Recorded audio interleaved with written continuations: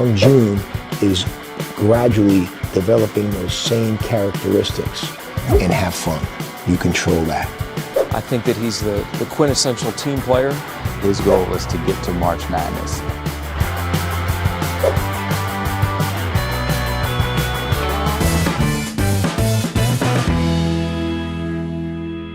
안녕하세요. I'm Bob McKillop, the coach at Davidson College. We certainly have watched as Jun has brought so much attention from Korea to Davidson College. Every away game, there is a host of fans who come and just want to have a picture with Jun or watch him or congratulate him. It's the same here at home when we have home games. And it's certainly very inspiring and energizing for Jun, but equally as inspiring and energizing for us as Davidson College Wildcats. I'm very aware of it, yes. Yeah. People ask me all the time about his foundation as a basketball player, and I'd prefer to speak about his foundation as a man. And clearly that foundation has been structured magnificently by his parents. His mom is certainly a legend in her own right as a silver medalist in the 1984 Los Angeles Olympics. And his dad, one of the most illustrious coaches in the high school ranks in Korea. They have done marvelous work with raising Jun to be the kind of person, basketball player, teammate that he is. I'm just overwhelmed by what great parents they are. I first met him and he was shy, respectful, and very stoic. And that warmth of personality has gradually evolved as the comfort level here at Davidson has developed. So it's been a building block process where he's felt a great sense of comfort here, a sense that he belonged here, and a sense that he is so welcomed here. He continually expresses his gratitude for this opportunity that he has. There's no entitlement whatsoever in his personality. And you combine that gratitude with humility and confidence, and you've got quite a combination of virtues. He's become incredibly professional in his approach. What he has done on a daily basis has always been extraordinary. He's worked very hard. Now he has worked very hard in a way that sets a tone for his teammates, but also attacks the weaknesses he has that he himself sees and builds the strengths that he has. So he's taken on this whole level of professionalism as he works to become the best player that he can become. Play down on defense. His length makes him very, very difficult to beat. But if he's standing up, he's slow. So being in a down position is very critical for his defensive ability. He is just getting better and better, playing angles, using his length, having his head on a swivel so that he sees both sides of the court. These are all things that he has invested quite a bit of himself in trying to improve. His biggest strength is his IQ. He sees the game. He knows where the ball is, but he also knows where the ball is going to be.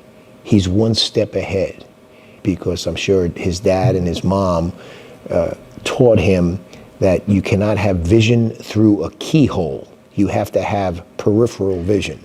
And he does that defensively as well as offensively. He's going to have to continue to improve on his defense, but he's also going to continue to have to improve on his ability to get open. He is targeted now by every opposing coach and every opposing team. Many defenses this year have focused completely on denying him and sloughing off other players, and as a result, it's very difficult for him to get open. It's interesting. This is something that we faced many years ago when we had Stephen Curry here. And what Stephen learned was constant motion, change of direction. And it's that kind of instinct, that kind of IQ, that kind of faking that is going to be critical for his future development.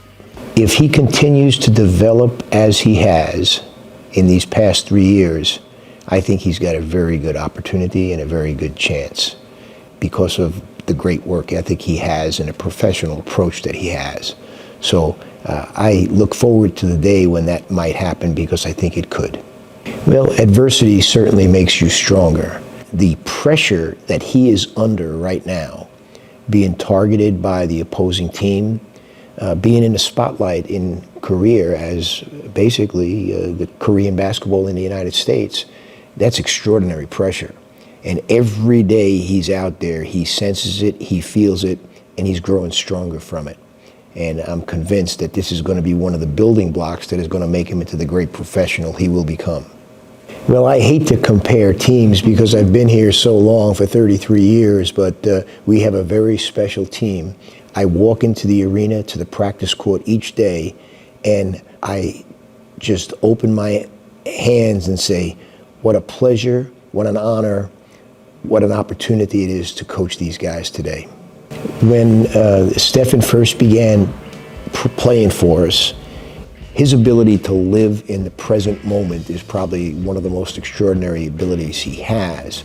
He does not let a missed shot affect his next shot. He continues to shoot. He does not let a turnover affect his next play. He continues to handle the basketball. Shooting, obviously, but not just three-point shooting, layups and foul shots. Cutting, screening. How many guys that score like he does? And it's interesting because Hyunjun is gradually developing those same characteristics. And the number of screens Hyunjun sets now far exceeds the number he set as a freshman. Well, when you coach 1,000 games at one institution, that school, that team, that program becomes family. 33 years of graduated seniors are now 33 years of sons. So it's as if I have hundreds of sons who have played for me. And the continuing access that I have to them as dads, as husbands, as workers, as professional athletes fulfills my life exceptionally well.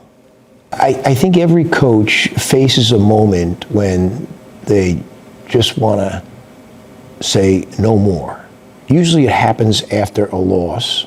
Then you watch the tape, then you think about the young men that play for you, then you think about your assistant coaches. And so there are moments where it's very, very deflating and very, very difficult, but you are always a leader. Well, it's interesting you say family because with all of these sons, I have 2 sons who played for me. One of them now is an assistant coach. Our 3 children all went to Davidson. Their 3 spouses all went to Davidson. So it's a family affair. Obviously talent, but toughness, work ethic, and the willingness and ability to be coached. There's a lot of talented players who don't have a great work ethic, or a lot of talented players that don't want to be coached. So I think the concept of talent, toughness, coach ability, and work ethic have to be combined. We have 4 objectives every day. Get better, play to win, fight to win every possession on the court, and have fun. You control that. Those 4 objectives need to be part of every practice, every meeting, every film session, every lifting session, and every game. Basketball is life. You make my life a joy. I can't tell you how lucky I am to be your coach. Thank you. Jared Latch, and I'm the voice of the Davidson Wildcats. Lee is one of those guys that has sort of been transformational for the program. I think since the day that he came in to Davidson, you could tell there was something different about him. I think that he's the quintessential team player. When I look at a guy that says, hey, all I believe in is winning, I believe him 100%. And he has been just a catalyst for this team. He's a guy that each team has to try to stop, and there's game plans around him. Teams are solely focused on stopping him, and even when he doesn't score, he still makes a tremendous impact within the game. I think the main improvement for him has just been his dedication to learning. I think Coach McKillop always says about him that he's so coachable. And I think that's a key element of who he is. He wants to get better, and he's going to do whatever he takes. And I think it's the small things within the game that a lot of people wouldn't pick up, because you look at scoring numbers and you look at statistics. But for him, it's just making a greater impact in the game, regardless of the situation when it comes to points. But I think it's his understanding of his role, what he's doing, what he can do to impact the game. I know that a lot of his experiences with the national team have put him in a great position to understand a little bit more, not only on the court, but also as a leader of the team. I think for Lee right now, it's just staying committed to every part of his game. You know, he was working at his ability to create a shot off the dribble. We know that he's really good at catching and releasing threes. He continues to be really good from the line. I think one of the big things is on the other side of the ball too. You know, it's defensively, being able to lock down, because you're going to have to be a two-way player at the next level. But for him, it's just continued improvement on the things that he already does well.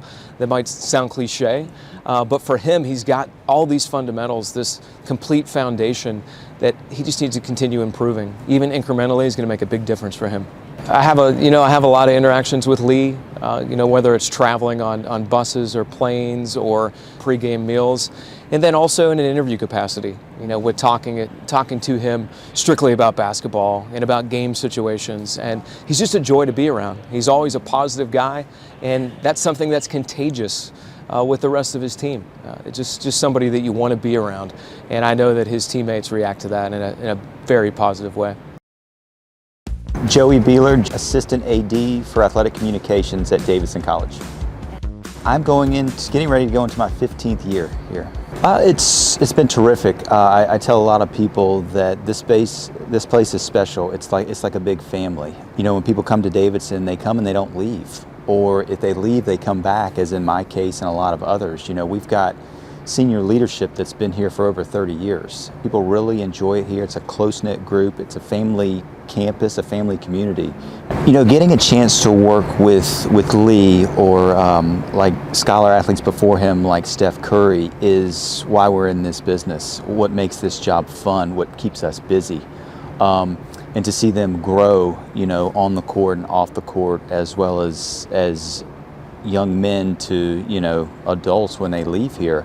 We didn't get a lot of requests until, his presence playing for the national team. And when the team started doing well is when things really started to pick up, when we were inundated with a number of requests. We've got a number of requests moving forward, both home and away. Publications or media outlets as high and as popular as The Athletic, which is one of the most well-known publications in the world, online publications, and then ESPN, the Associated Press. So with the team success and Lee's success came, great story. Also being, probably one of the most popular Korean basketball players. When you combine that all into one, it's not a tough story to sell. And it's been fun, and again, it's been challenging, but we've really enjoyed it. When Lee first came here, he had only, spoken English for a year to a year and a half. He was quiet, and it was a challenge on the court and off the court. And seeing how he's matured to the, the American culture, the English language, and also on the court, he looked like a baby-faced kid. 멸치에다가 애기, 그냥 상대방이 완전히 얕보기 좋은 그런 상대였는데. When he got here, and he's matured over the years, and I'm really proud to see, what he's done both on the court as well as off the court. He's definitely going to be one that I remember. And you don't like to have favorites and stuff like that, but just how humble of a kid he is, and you can tell how he was raised the right way. He's been one special one to work with. I certainly hope so. Just by seeing the demand from NBA scouts, and him being just a junior, and just, you try not to read things, but just seeing, how much he's grown from year to year, and things you hear and things you read. I would like to hope so, and I certainly hope so. And I'm sure, all of Korea hopes so too. But I certainly hope so. The NCAA tournament is 68 teams advanced to this tournament. And the way it works is you have to win to keep playing. If you lose, you are done. So that first weekend, I guess it's really the first weekend you're starting with 64 teams, and after that first night or second night, you're down to 32 teams. So you have to win six games to win the national championship. But just the atmosphere, and it seems like it's, Lee has mentioned it quite a bit, that his goal is to get to March Madness. And if you experience it once, you'll see why these players make it a goal, because it is something truly special and something to remember. Oh, so the games in Washington, D.C. are for the conference tournament. So the 14 teams in the Atlantic 10 Conference go to Washington, D.C. the second week in March, and they have their own tournament right there. So they're trying to win their conference tournament, because the winner of a conference tournament automatically goes to the NCAA tournament, onto March Madness. At some of the bigger leagues, they may have 6, 7, 8 teams advance. In a league like the Atlantic 10, they may not have as many. So if you win your conference tournament, you're going into the NCAA tournament. There's only 68 teams out of over 350 teams make it to the NCAA tournament. There's over 30 conferences. From those leagues, you've got 30, 31, 32 that automatically go because they won their conference tournament. And then the rest of the spots are filled by teams that aren't automatic qualifiers, but they get the bid from their resume throughout the season. They've got what they call an NCAA tournament resume. That's how the other 32, 33 teams are selected. We fly, it's not our actual plane, but we do take private flights to a majority of our games. A lot of schools at Davidson's level and higher do, because of, and for Davidson, you really benefit from it because these kids can't miss class. So when they leave, for instance, on a Tuesday night to go to a game and play on Wednesday night, they can't be missing Wednesday and Thursday classes. So that's why, taking a private flight is really accommodating for a school like Davidson. You've been an absolute pleasure to work with. I look forward to working with you in the future, and best of luck in whatever your future holds.